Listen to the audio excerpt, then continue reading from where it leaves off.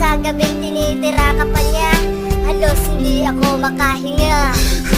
Pinasok niya ang bote ng tigila, nakatuwad sa ibabaw ng lamesa. Tinitira hanggang sumapit ang umaga, na muli ulit matira. Ano ating lagay? Hindi mo palagay. Ako'y nasasaktan kapag bote ilinagay. Tinira mo sa tanghali, pati din sa gabi. Pagdilat sa umaga, nakapasok ang TV. Ba't ko'y nahapli? Ang dami mong pinasok sa'kin. Kung pwede lang sana ang tae ko ay iyong dugutin, at lagi mong iisipin kung sa'yo ko'y